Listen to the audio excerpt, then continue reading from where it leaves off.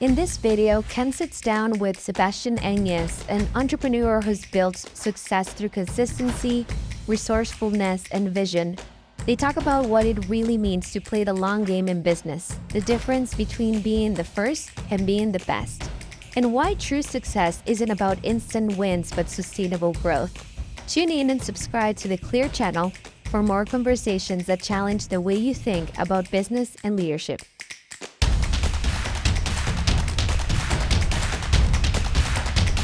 Happy Tuesday. Good to see everyone. Good to see 314 of you on the call. We have an awesome speaker today. And if you don't know Sebastian from our organization, I know there's people in our organization that knew Sebastian before our organization from a lot of his efforts and content and things that he does to add to the world and help change the world one leader at a time. And Sebastian, there's some birthday wishes going on today. Is today your birthday? Technically, it was yesterday, but I at this point in my life, I actually do a birthday month. It's the whole month of November, I so love it. I'll accept it for the rest of the month for the most part. Oh man, happy birthday. 27 again, looking good. I know how that feels. I just turned 27 recently myself. Gurneet doesn't know that was a very long time for him ago. Sab, so let's just, if we can start, this is a Tuesday call we do. I know we're just kind of chatting about this ahead of the call.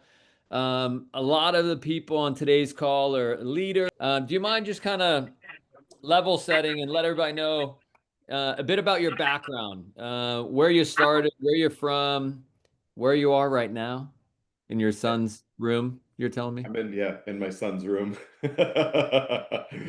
Scorpios are the best. It's all true. It's all true. If you find a good Scorpio, you're good for the rest of your life. All right. Yeah, so good to see everybody. Excited to be on the call. I love to do Q&A, so we'll keep this conversational as much as we can. I know to get a lot of people on, it can be a little bit hard, but I'd love to get as many questions as we can get in and really dive into what matters to you guys. To create a little frame, hard to believe to say this, but I have now been in the business for 15 years. I remember when I was one of the young guys coming up. In some ways, I still kind of feel like that until I say I've been in the business for 15 years, and then I'm like, oh, fuck, that's, different time. But I came over from T-Mobile. I helped build their retail division when they first rolled over AirTouch and Deutsche Telekom. So I had a bit of experience in building sales teams and in the wireless space. And I interviewed, actually, and ironically, with Juanis and Ken. They were sharing space at the time out in Rancho Cucamonga. If you don't know where that is, it doesn't matter. You probably wouldn't. Right But it's over an hour there. closer to Right Vegas. over there. Yeah, it's just from Inland. LA, it was a milestone for me that said I was an hour closer to getting to Vegas, and that's about what it is.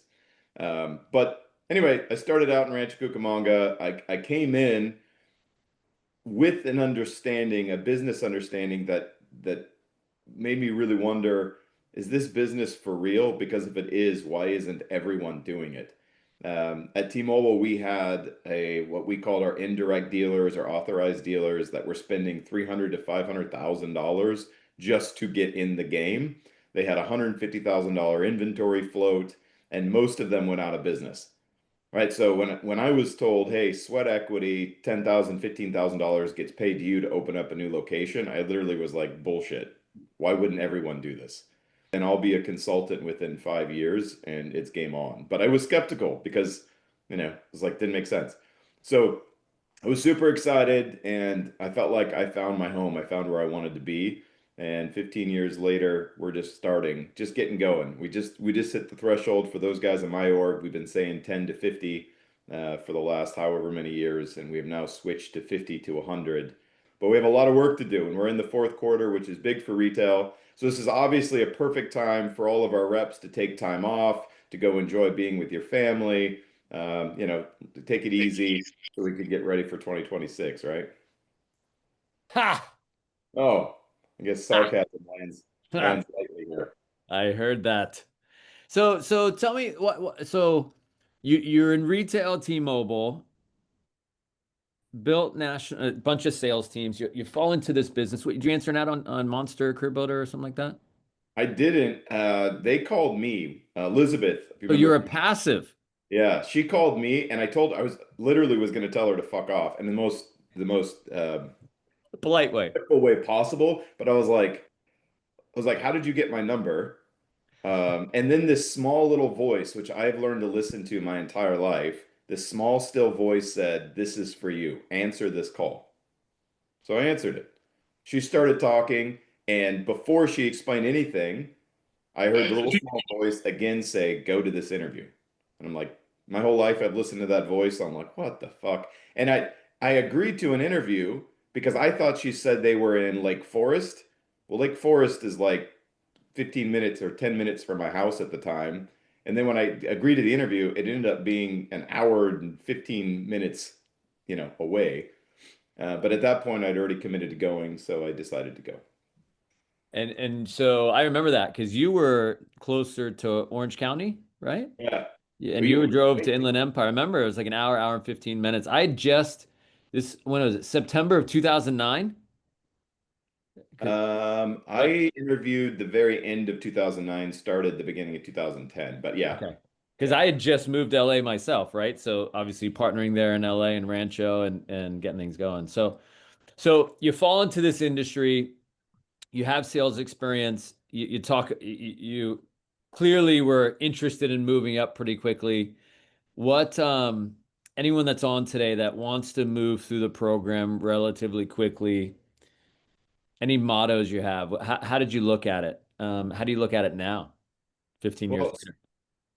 I mean, my thought process was the business only makes sense for me. I'm not saying this for everyone, but it only made sense for me if my goal was to be a consultant. Um, and to give you some frames, I ran T-Mobile retail locations. Every time we opened it up a new location, we would hire an assistant manager. We would hire 10 to 15 people. They would get trained in our store. Does this sound familiar yet? And then when they went through our training, we'd put them in the new location. So I was already really like, yeah, that's our frame. I was already very comfortable doing that. I'd done it like 8 times.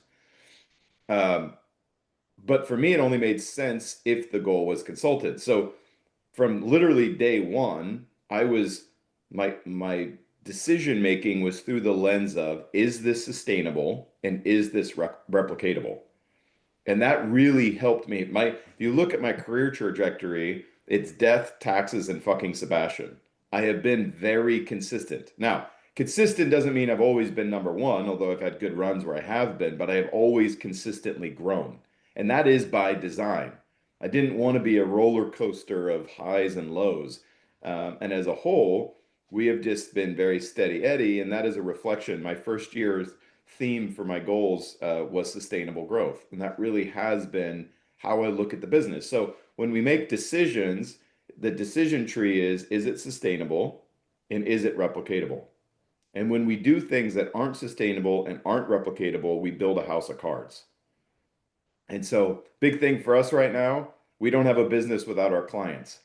So, I don't know if we're still talking about the eight greats, but respect your fucking customer and respect your fucking client. That's a big one for us. That's sustainability. If we don't do that, we lose our clients, and that's all bad. We're on the biggest run in our history, and the only thing that can stop us right now is us. And so that's a big one for me. And it's a word, within my org, my messaging right now is be so good you can't be ignored. And the key to timing is preparation. Build from strength because I know there's going to be some big resets in 2026, and we're going to have an opportunity to take advantage of it if we're ready for it. I love it. And I know you went through, obviously being an entrepreneur is not easy. There's challenges all over the place. 20, keep me honest here. I wasn't quite on retail back then, but 2014, 2015, there's some, we sold internet and TV in this space. There was some resets with credit. There's some big challenges, some things the client wasn't happy about. Obviously, there's unfortunate changes where some people couldn't handle those changes. I know you excelled, and that's really the beginning of or a part of that massive move you made. Can you mind sharing that? Yeah, I mean, we went through. If you talk to people who are around during the direct TV days of retail, the 2015, 2016 year was like the hardest year second hardest, the hardest was when they took away everybody's laptops, and laptops, they weren't even iPads, but wouldn't let them do set people up without credit checks because it was creating a bunch of just scam in the system. But the second hardest is when they removed our credit bans and restricted how we could sell. And I saw it as an opportunity. If you build a strong organization with a strong mentality, when things get hard, the strong step up. And so we ended up having our best year, relative best year in our history at that time. And we were able to promote out as an office 3 more deals, and I got promoted to consultant because I saw it as an opportunity, not what was going to hold me back. It wasn't if you're a victim of circumstance, you will always be a victim of circumstance. And I knew just the human experience, a lot of people would use that as an excuse for why they weren't going to make it. Same thing happened during COVID. We got on during COVID for 90 days. We were running workshops for our guys they couldn't sell. And I said over and over and over again, listen, there are going to be two groups that come out of COVID. There's going to be the group that explains why they failed because of COVID, and there's going to be the group that looks back at COVID as the beginning of something great. And we see that in and out of our company. There is a lot of guys on that are consultants now that really excelled coming out of COVID, and the business got better coming out of COVID. So it's just a mentality shift. If you see it like it's working against you, like the universe is conspiring against you, sure enough, it is. But if you look at these things like life is happening for me, there's lessons that I can learn from this, and you adapt and change, then what looks like is against you will actually be the very thing that pushes you into the next season of your life. But that is a mentality switch. It's a consciousness switch from life is happening to me to life is happening for me, which is really the big step towards becoming an aware human being. And so speaking of that, I mean, to me, that sounds like just wisdom, right? I mean, just incredible wisdom. And I couldn't agree more. 2020, I know this whole program started in 2020, right? It was a part of a pivot in the entire business. And when it comes to other valuable insights that you've had in your career, in those early years as a young entrepreneur, now massive organization, family. I know you live in the Northwest. You have offices all over the country now. Any other insights that you can share from the past? Yeah, there's a few. One, be so good you can't be ignored. That is the motto. And it's if anybody's been to my office, the biggest fucking wall in my office says, be so good you can't be ignored. It is a constant reminder. The answer to everything you want is be so good you can't be ignored. Now, I would not chase being first. I would chase being the best. And those are not the same thing. Somebody can be first for a while, a month, even a year, but to be the best is lasting power. And that means that you're doing things right. You can look good for a season, but look good for a decade means you're doing things the right way in a sustainable way. So you want to start thinking long term, not about being first, but focus on being the best. And that means really committing to the fundamentals of our business and doing things the right way. Again, decision tree. Is this sustainable? Is this replicatable? And make decisions from that place. The other thing is mentality is caught more than it's taught. Leadership is caught more than it's taught. People aren't going to pay attention to your words nearly as much as they're going to pay attention to your actions. And if there's an integrity gap between who you say you are and who you actually are, that is where all the pain is. It's like, for those of us who grew up in the United States, for a long time, the United States was largely a Judeo-Christian culture, and it is swinging back to predictably a Judeo-Christian culture right now as people are clinging to God in the midst of a lot of uncertainty. It's a normal part of the human experience. But there was an old saying by Toby Mac that said the leading cause of atheism is Christians who profess God with their mouth but deny him with their actions. And it's like, yeah, same thing in our business. When people tell you that they're going to be a business owner, that they are a business owner, but they act like asshats, it's over, right? It's like you're done because it's like, well, if this is what being a business owner is, I don't want any piece of it. If this what is running your own business looks like, I don't want anything to do with it. So your example matters far more than even what you're saying. Show people with your actions. It's one of my favorite things to tell people, especially people who don't have a great student mentality. Yeah, the word I know, I know, I know. If somebody uses that framing with me when I'm having a one-on-one with them, I'll say, well, how would I know you know without you telling me? What in your life demonstrates the truth you seem to want to convince me you know? Because when you're living it, you don't have to tell people. Your actions speak so loudly, I can't hear what you're saying. Yep. Your actions.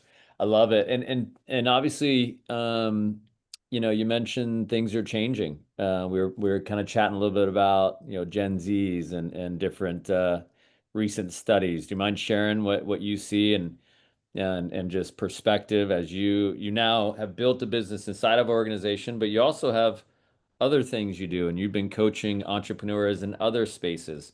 Um, do you mind sharing what you're hearing from the different industries, different CEOs and entrepreneurs you work with? Yeah, so earlier this year, I flew to Atlanta to speak to Senator Kennedy's law firm of 150 um, attorneys, 50 associates, 100 junior and senior. And I'm like, hey, we're doing our expectations call before I get there. And I'm like, what is it? Who do you want me to talk to? What is this about? And they're like, we really want you to address Gen Z. How do we coach Gen Z? How do we manage Gen Z? How do we hire Gen Z? I'm like, out of every group, I would think attorneys are still like the one savage badasses. And they were complaining that their associates don't have any drive. They do just what's asked of them. They work just the mandatory amount of hours. They're not going out and building a book of business. They're just using the book of business that was built by the seniors. And the senior guys are all trying to retire now, and they don't feel like they can because they didn't properly build the next generation. Last week, I was in Philadelphia speaking to an insurance company that's about to IPO. Same thing. What do you want me to talk to you about? Can you address Gen Z? Can you talk to us about how to hire and train Gen Z? This is a billion-dollar insurance company, and I'm talking to their executives about how to deal with 25-year-old kids. I'm like, yeah, this is pervasive. It's everywhere. Pretty fascinating. A study was done that just was out published, I think, this last week. Between four generations, what everybody thought a healthy living wage was, like a comfortable living wage. And baby boomers came in right around $100,000, and it kind of went up incrementally from there until you get to Gen Z. And then Gen Z believed it was like $550,000 was what you needed to make to be comfortable. Fascinating.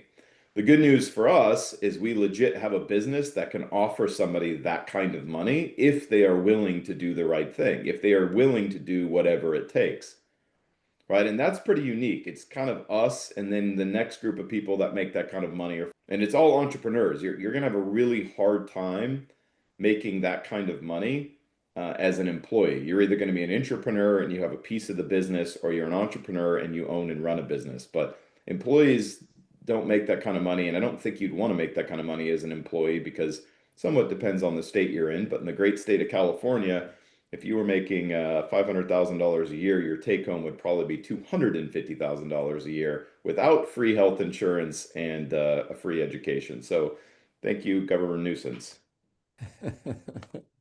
No comment. No comment. I'll tell you, and it's interesting, right? So a lot of people in this call don't often know the benefits of being an entrepreneur, right? The financial benefits, the things that you can gain, um, not just influentially, you can make a difference in people's lives, but really just again, some of the numbers. What would you say for you has been maybe a aha moment as you coach someone through, initially starting in sales and in leadership, and then, not everyone wants to, they wake up, I want to be an entrepreneur. They kind of have to lean into it and they kind of make a change at some point as they understand more about it. My kind of intro into entrepreneurship, I was raised by a single mom, my brother Joel and I. Joel's also in the business, and she had to wear a lot of hats and was always financially stressed out. So I think I was 11 and I was trying to go get a job to help her out, part-time job just to give some extra money. And I went and knocked on doors, talked to businesses like, hey, I'll clean windows, I'll do whatever I need to do. And they all were like kind to me, uh, to a business, but they were like, yeah, we don't need you right now. I didn't realize later what they were saying is we can't actually hire you because there's, child labor laws that make that illegal for us to hire you.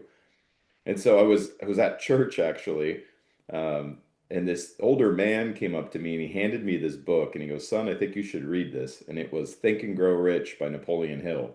And I don't have the copy here. I don't know where it is, but I still have the original copy. It's got all yellowed stained pages now. And I read it, and one of the things he makes a point of saying is that it's not a lack of resources, it's a lack of resourcefulness.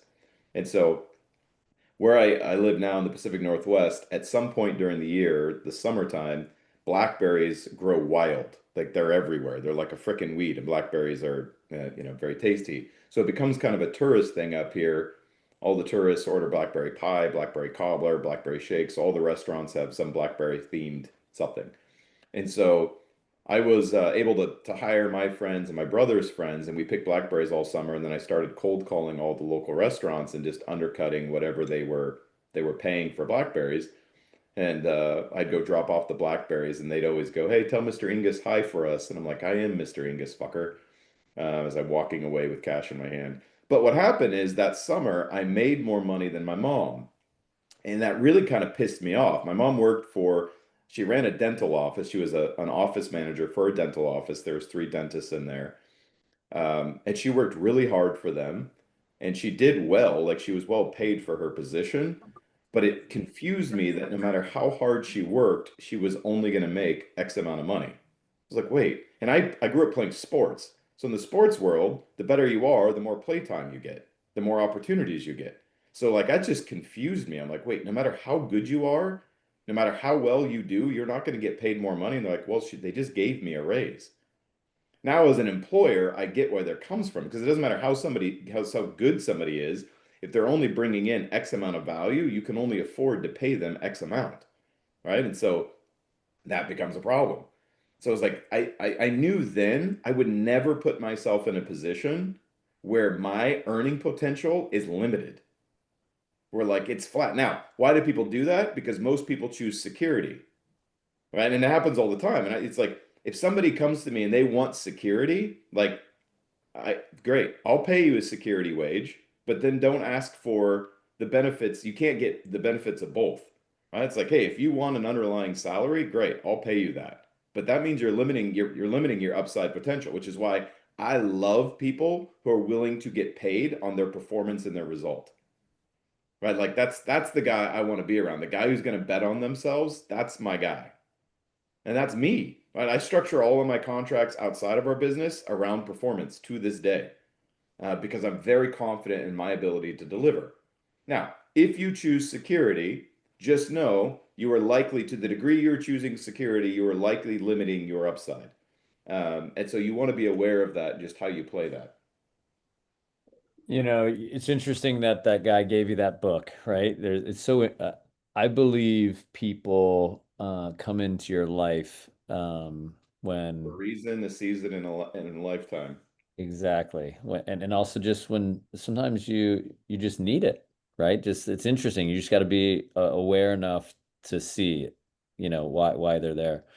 Um, who besides that guy obviously made a big impact giving you that book. Anyone else had a big impact on you, big influences, and what did they teach you? Robert Kiyosaki. I met him when I was 20, 21. I actually tried to raise, it was another season of my life, but I was trying to raise around funding for a company. And I flew to Arizona to meet with him and Keith Cunningham. Ended up reading his books. He's kind of gotten weird in his old age, which happens to some of us. Still had a lot of respect for him and good dude. And his first couple of books I thought were fantastic and really does a great job of narrating the difference between being an entrepreneur and a employee. By the way, And he wrote Rich Dad Poor Dad, right? yeah, Rich Dad Poor Probably the Dad. most popular one. Yeah. Yeah. But the entire U.S. economic system is predicated upon healthy businesses. And so most of the tax breaks in our society have gone to businesses, not to individuals. And so you can either piss and moan about that and think how unfair it is, or you can understand the game and you're in and play the game. And so if you want real tax breaks and you want a way to move your money around effectively without it just getting fleeced by the government, you want to be in the employer status, not the employee status. And it makes me laugh when people don't get this. And it's like, yeah, we wouldn't have, as much as people want to hate on Jeff Bezos and Amazon, you know how many people would have been fucked during COVID without Amazon? It's like, get out of here. And he's a local guy, local to Seattle. I remember when he was literally selling books out of his garage at the University of Washington. It's like it just the stories about him piss me off. Like, dude, he went for a long time without making any money, years and years and years without making any money, and now he's one of the most successful people in the world, and he gets hated for it. I'm like, no, that's exactly who you want to be, the guy that is willing to front load your pain for the life you really want. So it's not for everybody. Some people would rather take their security, and that's fine. But just know if you are choosing security, you are choosing a different life. And no judgment. Not everybody wants the same things, Yeah, but yeah, Robert Kiyosaki. I don't, I had a lot of my early kind of influencers were people of history. George Washington, Benjamin Franklin, Napoleon had a huge impact on my life. And not, people mostly know Napoleon as having little man syndrome and being very arrogant, which is just a sad depiction of the British hating on him. And so that's what they taught in their education system. But if you actually study his life, he was a very incredible human being who did a lot of really amazing things, including he went back and remembered everyone who showed him kindness and retired them, including this guy that used to shine his boots when he was in military school.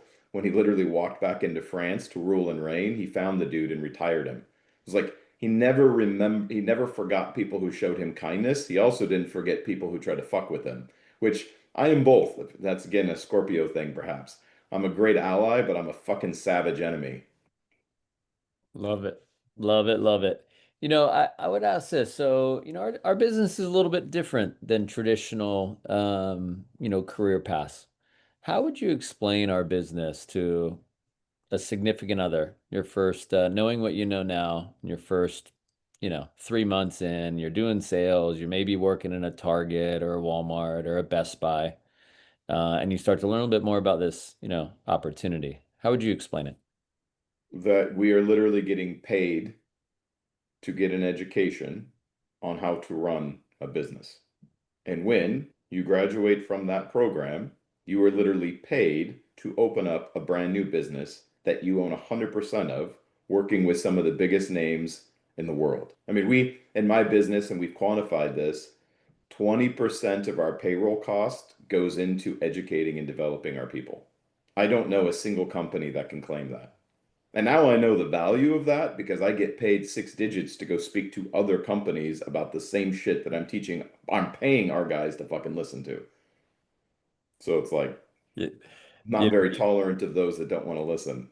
yeah, it's funny. I know I've mentioned before this call, right? We're going to talk a bit offline about the things you're doing now, and I've always admired and looked up to you in that space, right? You've taken all the things that you have talent wise and have worked on, and now are scaling that to other industries and making even a bigger impact. But yeah, it's interesting, right? How you start working with these other companies, other CEOs, and it's basically a leaders meeting. It's a regional conference that we're having conversations with them about and getting paid to talk to them. Most of the content is stuff that I've shared. I mean, the vernacular might change a little bit depending on the audience, but the principles are the same stuff I've been sharing in leaders meetings for decades, or at least a Yeah, decade. yeah, definitely. So, just some random fun questions for you, Sabs, and off topic. So, if you could collaborate with anyone, living or dead, on a project, who would it be, and why? Elon Musk, I probably will before this lifetime is over. We dropped in at the same time for such a purpose. I'd love to go have dinner with Eve, um, as in Adam and Eve, for so many reasons. Probably wouldn't end with dinner, but we'd have a good time. Um, I really like Napoleon, like I mentioned before. Huge fan of Benjamin Franklin. Um, those guys come to mind right off the bat. I'm just not surprised. You have lots of passion.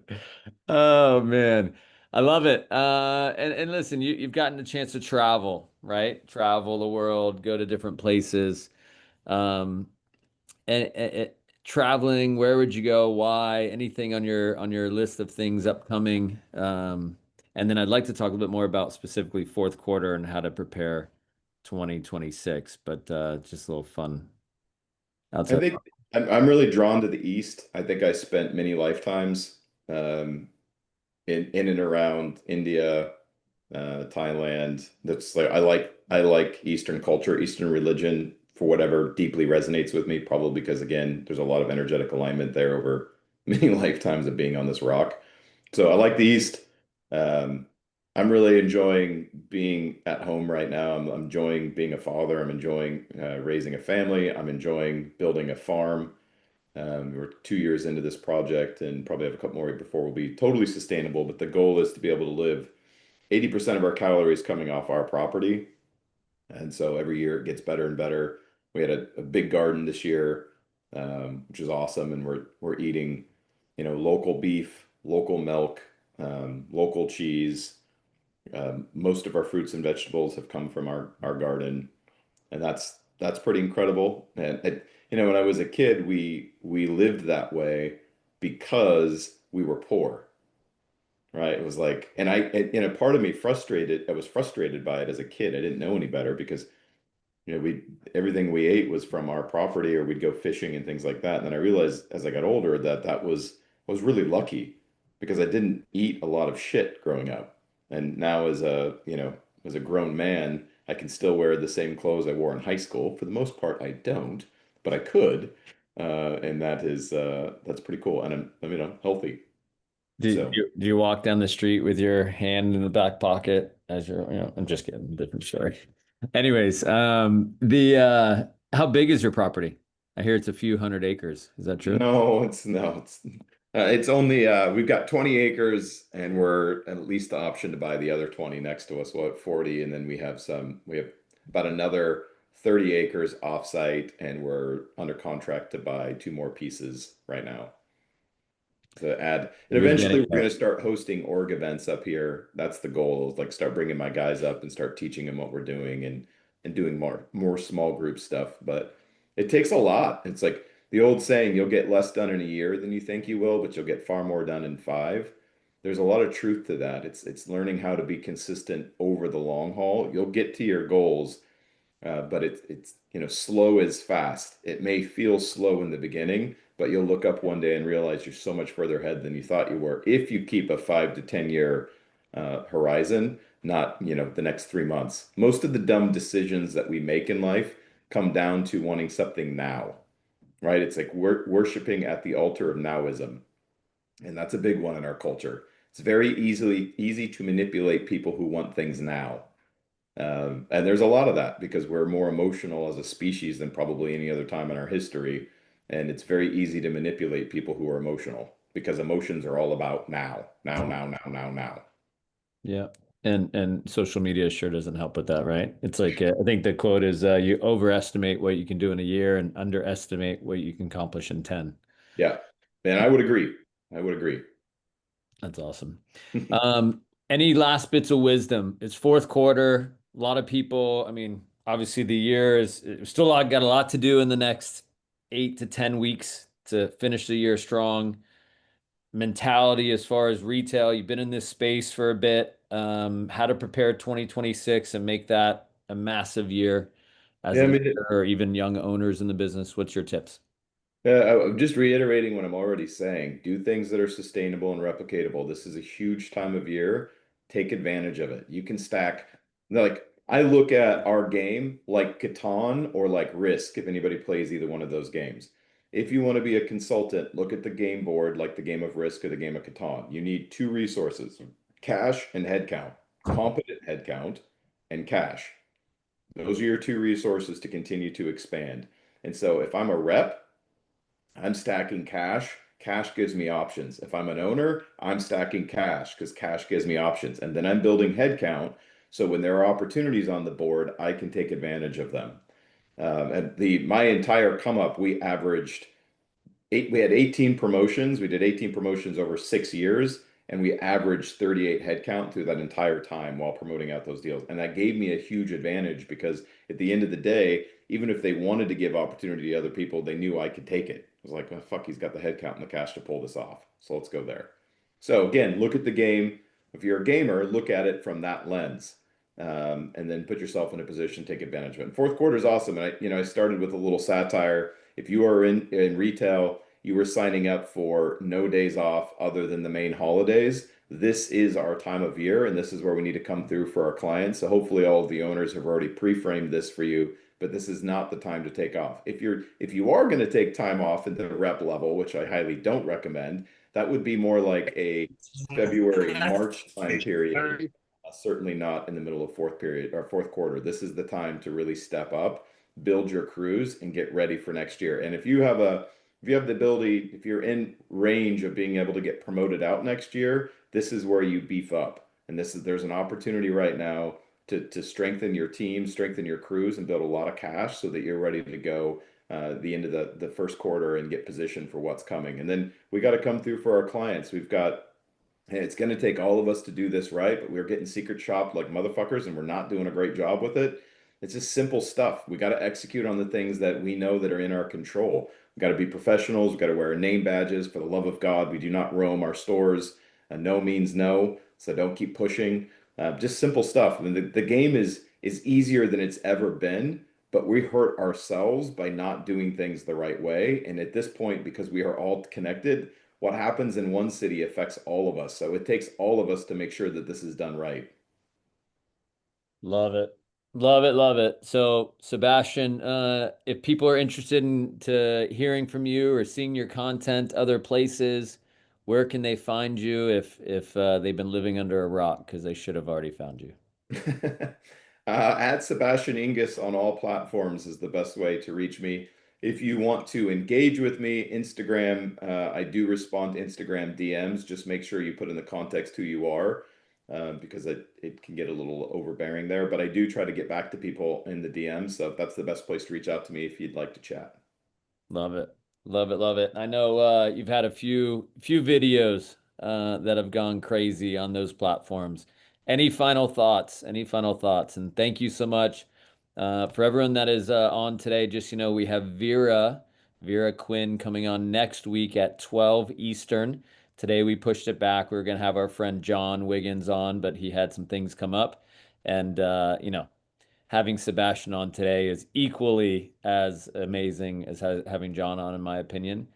So Sebastian, thanks for changing your schedule around for us today. But any final thoughts for all the reps and anyone that's joined us today? And thank you so much. I don't know if anybody has a final question. I would answer a final question. I think I've shared what's in my heart, but if anybody has a final question, I'm happy to take one more question. So throw it in the chat, and I'll give you guys a chance. Throw one in the chat. We'll pick one of them as a final question if you have one for Sebastian.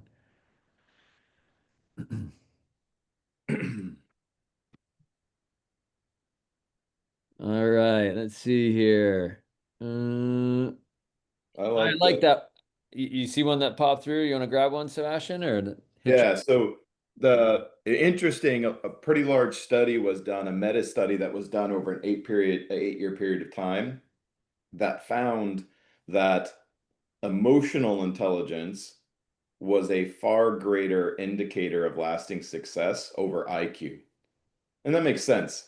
I have met a lot of very intelligent people who are not very successful, and sadly, I have met a lot of people who I don't find to be terribly bright who are terribly wealthy. Intelligent people overthink things and they overanalyze, and it holds them back. And sometimes there are people who will say are not quite as bright who don't know to question what they're doing and they just execute and it works out for them. And so emotional intelligence is a big part of this game, though. And so if I was going to double down on anything, I'd be doubling down on becoming more emotionally intelligent. There is a great book, just Emotional Intelligence 2.0 is a great place to start. Primal Leadership is a great book as well. But just learning how to navigate and manage your own emotions. Most of the poor decisions that we make in life, we make from an emotional place. And if you look at the world and you look at how social media is designed, it's designed to provoke a neurochemical reaction in you, aka an emotional response to keep you addicted to the cycle. If you want to take back your life, the first thing you're going to do is take back your attention.